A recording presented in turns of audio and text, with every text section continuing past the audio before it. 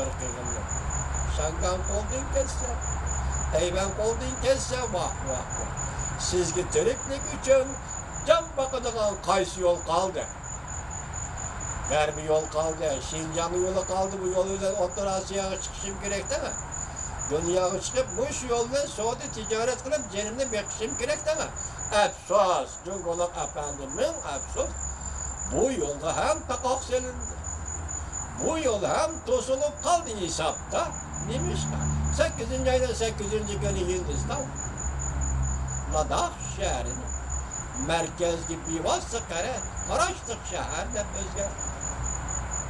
Demek bu sizge signal.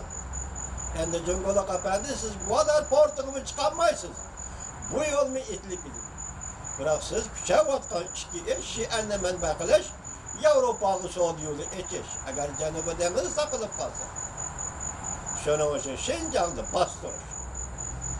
Küçük bekleş, 500 bin kişilik armiye ile Tayvan bağızını vuruş geçip küçük bekleş. Yanılıp kalsa Cungoluk'la hayat yolu boşuyor. Davat siz Cungoluk efendi. Ben sizden bu yollarınızdan bir çöş bulup gelişini ümit kılamam. Cungoluk efendi. Hazır Şincan'daki bastırış, Şangan'daki namayışlı evzdeki çıkışı 10 devletin, Şarkı Canubu Asya'daki 10 devletin Amerika başçılığıdır.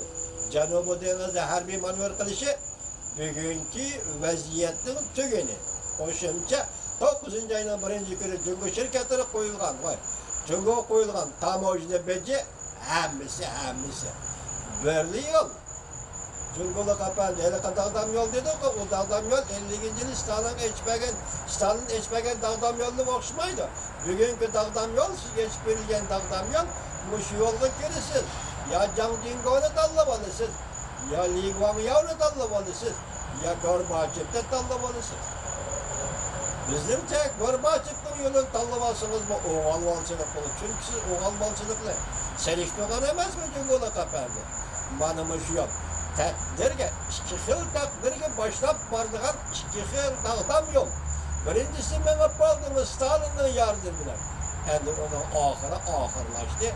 Endi halkara cemiyet, siz menip değiştik yol, Cungo'da demokratik düzüm, demokratik siyasi islahat talep veriş. Hukuk talep kılganlarının, Tibet Uygurlarının, Şangay Tayvan'ın hukukunu verip bitiş. O sizden hiç derse talep kılmaydı. Sizge taalluq bir narsani talep kılmaydı. Burayla özünün hukukunu talep kıldı. Bu doğru tanlaş.